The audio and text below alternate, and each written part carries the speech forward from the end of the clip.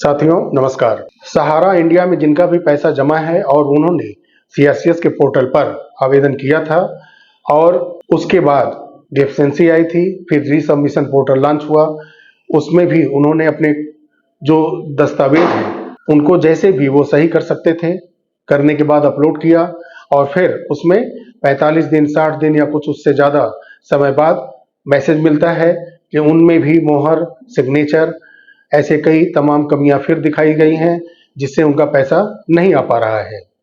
साथियों, इस वीडियो में हम लोग डेफिशिएंसी के विषय में बात करेंगे, एसएफआईओ रिपोर्ट के बारे में बात करेंगे और सहारा के जो आम निवेशकों के प्रति जो उनका रवैया है उसके बारे में बात करेंगे। सीआरसीएस पोर्टल पे नवंबर माह में होने वाले बदलाव के विषय में बात करेंगे। अगर आप चैनल पे नए हैं तो चैनल को सब्सक्राइब करिएगा, बेल आइकॉन को प्रेस करिएगा और वीडियो अच्छा लगेगा तो लाइक करिएगा, शेयर अवश्य करिएगा। साथियों, सबसे पहले हम बात करते हैं एसएफआईओ की रिपोर्ट के बारे में। बहुत सारे लोग जानते भी होंगे एसएफआईओ का जो रिपोर्ट कार्ड है, जब उन्होंने सहारा से पूछा, सहारा इंडिया के लोगों से कि आपका जो ये सोसाइटीज है, शॉप है, ये कन्वर्जन का बॉन्ड है, उन्होंने सीधा सीधा ब्लेम सहारा के मैनेजमेंट के ऊपर लगाया, जिससे सहारा ने साफ इनकार कर दिया। सहारा मैनेजमेंट का मानना है कि ये कन्वर्जन किया हुआ बॉन्ड नहीं है, ये आम निवेशकों द्वारा इस पॉलिसी में पैसा जमा करके इस बॉन्ड को लिया गया है, ये कन्वर्जन का बॉन्ड नहीं है। ये सहारा के तरफ से कह दिया गया है, एसएफआईओ रिपोर्ट के बाद से ये पता चलता है। इसीलिए एसएफआईओ के लोग नोटिस जारी कर रहे हैं एजेंट को और जमाकर्ता को कि उस समय आपके साथ क्या बातें हुई थी और आपके साथ सहारा के एजेंट का या सहारा मैनेजमेंट टीम जो ब्रांच के अंदर थी वो क्या कर करके आपसे ये पॉलिसी आपको दी थी, आपसे इन्वेस्टमेंट कराया गया था या पुराने पॉलिसी को कन्वर्जन करके दिया गया था। ये सब बातें अब एजेंट और जमाकर्ता जा करके जिनको नोटिस आएगा वो एसएफआईओ के सामने कहेंगे। लेकिन यहां मैं सहारा मैनेजमेंट की बात करूंगा कि अगर आप सही हैं, सरकार गलत है, सीआरसीएस पोर्टल गलत है, अमित शाह जी सहकारिता मंत्रालय अगर ये भुगतान नहीं करना चाहता है, ऐसा सहारा का मानना है कि वो सभी बॉन्ड कन्वर्जन नहीं किए गए हैं, तो आप अंधेरे कमरे में क्यों पड़े हैं? आप निकल करके बाहर क्यों नहीं आ रहे हैं? सूर्य के उजाले में आप आकर के पूरे भारत के लोगों के सामने स्पष्टीकरण क्यों नहीं दे रहे हैं? क्यों नहीं खुल के बोल रहे हैं आप अपने 13 करोड़ निवेशकों के सामने कि मैं निर्दोष हूं, मैं कानूनी पचड़े में पड़ने की वजह से भुगतान नहीं कर पा रहा हूं। सीआरसीएस पोर्टल के पास सारा डाटा हमने दे दिया है। यह सीआरसीएस पोर्टल अमित शाह जी का सहकारिता मंत्रालय की कमियां हैं जिसके वजह से ये पेमेंट नहीं हो पा रहा है। हमारा इसमें कोई दोष नहीं है, मैंने सारे पेपर उठा करके सीआरसीएस पोर्टल के लोगों को दे दिया है। आप क्यों नहीं आते सामने? जो चीज आप एसएफआईओ के सामने बोल रहे हैं कि ये कन्वर्जन का बॉन्ड नहीं है, कैसे हम मान लें कि ये कन्वर्जन का बॉन्ड नहीं है? अगर ये कन्वर्जन का बॉन्ड नहीं होता तो ये डेफिशिएंसी क्यों आती? आधार से बॉन्ड का नेम मिसमैच आ रहा है, जो भी आईडी एड्रेस प्रूफ है उसमें नेम मिसमैच आ रहे हैं, सिग्नेचर मिसमैच है, मोहर नहीं लगे हैं दस्तावेजों पर, मल्टीपल सोसाइटीज के मेंबरशिप दिखाए जा रहे हैं। आप इन चीजों की स्पष्टीकरण अपने निवेशकों के सामने, देश के सामने क्यों नहीं आकर के रखते हैं कि सरकार गलत है, मैं सही हूं? चलिए ठीक है, आपने कन्वर्जन करके बॉन्ड दे दिया तो वो तो डॉक्यूमेंट आपके पास होंगे। जब आप रियल एस्टेट और हाउसिंग के समय जो जमाकर्ताओं का पैसा आपने लिया था उस समय तो आपने आईडी एड्रेस प्रूफ लिया होगा, अकाउंट ओपनिंग के फॉर्म भराए होंगे, लेकिन वो आप सामने नहीं लाएंगे, क्योंकि अगर वो सामने लाएंगे तो माननीय सुप्रीम कोर्ट के अंदर जो आपने कहा है कि रियल एस्टेट और हाउसिंग के पैसे हमने निवेशकों को वापस कर दिए हैं, हमने मैच्योरिटी का भुगतान कर दिया है, तो उसमें आप सीधे नंगे हो जाएंगे, फंस जाएंगे, जबकि सत्य यही है। तो जो भी उस समय अकाउंट ओपनिंग के फॉर्म है, दस्तावेज है, वो आपके सामने है, वो आप दे नहीं सकते, वो है लीगल पेज, आपको सामने नहीं आने दे रहा है।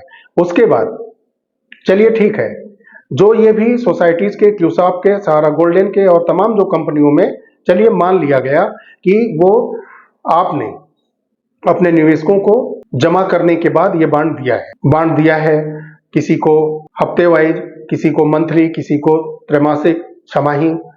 उन्होंने सहारा ऑफिस में या सहारा एजेंट को पैसा दिया और उसके बदले आपने उनको पासबुक दी, बांड दी, रसीदें दी। चलिए यही सही है, कन्वर्जन नहीं किया आपने, आपने जमा कराया, उसके बदले बांड दिया, सारा कुछ दिया।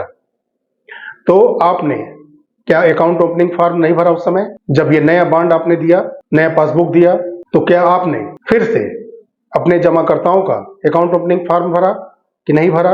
आईडी एड्रेस प्रूफ लिया कि नहीं लिया? मोबाइल नंबर लिया कि नहीं लिया? कोई भी एक दस्तावेज आपने लिया होगा आईडी एड्रेस वेरीफाई करने के लिए? होगा कि नहीं होगा आपके पास? जो सहारा के लोग ये वीडियो देखेंगे, पूरे मैं मैनेजमेंट टीम को चैलेंज करता हूं सहारा के कि धोखा देना बंद करिए आप, क्योंकि आप पुराने जो डॉक्यूमेंट हैं रियल एस्टेट और हाउसिंग के, वो आप दिखाएंगे नहीं, क्योंकि आपने सुप्रीम कोर्ट में कह दिया है कि मैंने भुगतान इस पॉलिसी के लोगों का कर दिया है, निवेशकों का।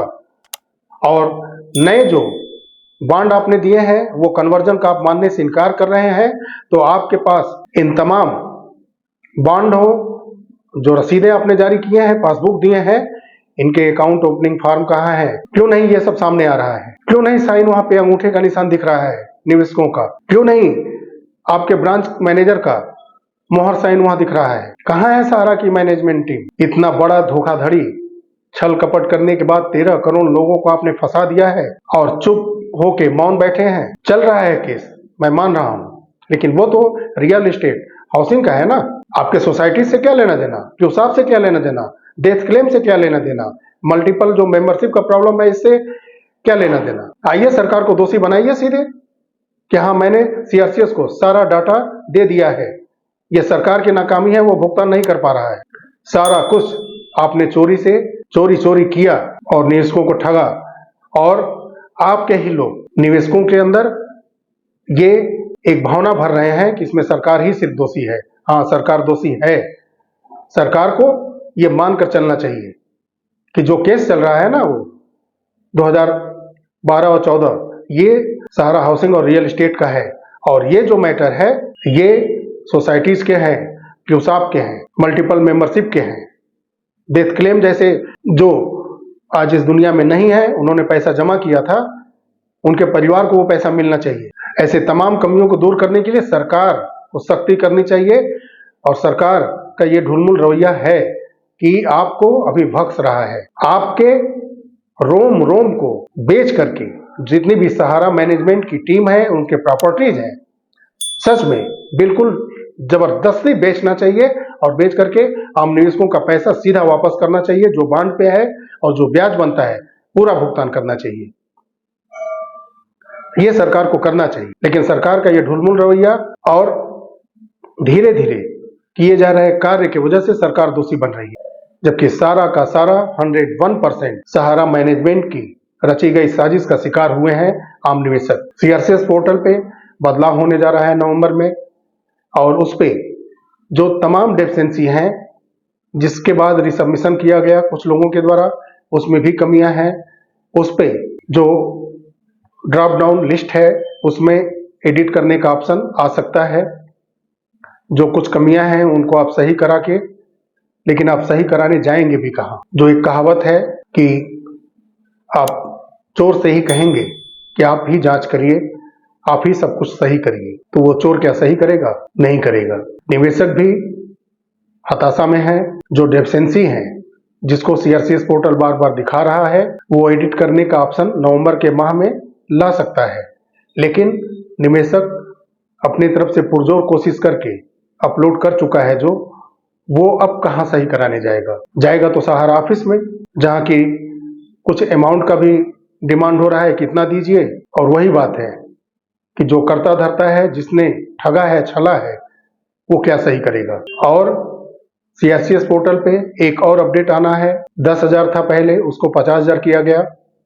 अब नवंबर माह में हो सकता है कि उसका लिमिट और बढ़ाया जाए। कोई एग्जैक्ट अमाउंट तो मैं नहीं बता सकता, लेकिन उसकी लिमिट बढ़ाई जा सकती है। और ये उन लोगों के लिए राहत भरी खबर है जिनका डेफिशिएंसी हट गया है और उनका भुगतान चल रहा है। तो जो 50,000 के अंदर के दायरे में आते हैं, उनका डेफिशिएंसी नहीं है, उनका पेमेंट हो रहा है। लेकिन जिनका ज़्यादा अमाउंट है, 50,000 के ऊपर का अमाउंट है, उनका पेमेंट का रास्ता साफ होगा। जब लिमिट बढ़ेगी तो उनको भी पेमेंट आएगा। और जो 5 लाख या उससे ज़्यादा का अमाउंट जिनका जमा है, उसमें एक ITR का पेज था। तो मैं लगभग 7-8 महीने पहले एक वीडियो बनाया था। डेफिशिएंसी जो 21 कोड थे उस समय, उसके बारे में मैंने विस्तृत बताया था। और उसके 1-2 वीडियो के बाद मैंने बताया था कि ITR का ऑप्शन उसी समय हटा लिया गया था पोर्टल से, क्योंकि ये बहुत बड़ा पेच फंसा था। क्योंकि जब सहारा के लोग ही टैक्स चोरी किए हैं, अपने एजेंट को भी ठगा है, निवेशकों को भी ठगा है, तो ITR दिखाना, इसका मतलब क्लियर है कि जो ITR क्लेम करता है, जिनका TDS कटता है, वो रिफंड के भी हकदार होंगे। तो जब ITR का ऐसा कोई सिस्टम निवेशकों के साथ इन्होंने किया ही नहीं है, ITR के पेपर दिखाए ही नहीं गए हैं, तो इतने बड़े जो निवेशक हैं वो इस समय ITR कहां से ला करके देंगे? अगर देते भी हैं तो ये भी मैं ऐसा मानता हूं कि ये इनलीगल होगा। आप वर्तमान में अगर ITR दिखाते भी हैं तो पैसा तो आपने जमा किया है 10 वर्ष पहले और वो कन्वर्जन होता हुआ आ रहा है क्रमशः। तो आप हाल फिलहाल में 1-2 साल पहले से आप अगर ITR ज्यादा भर के दिखा भी देते हैं तो उल्टा आप ही फंस जाएंगे। तो ऐसे में सरकार उसी समय ITR के प्रपोजल को हटा दिया था। और अभी ऐसा कुछ नहीं है कि 5 लाख के ऊपर के लोगों को ITR देना जरूरी है। अगर ऐसा होता है तो उसके भी प्रारूप आएंगे और इसमें भी सहारा के लोग को आगे आना होगा और उस प्रारूप को उस समय के मुताबिक देना होगा। लेकिन अभी ITR अनिवार्य नहीं है। साथियों, ये सारे अपडेट थे जो मैंने आपको दिए। साथियों, वीडियो अगर अच्छा लगा हो तो लाइक करिएगा, शेयर अवश्य करिए और बॉन्ड पासबुक रसीद को अपने पास रखिएगा।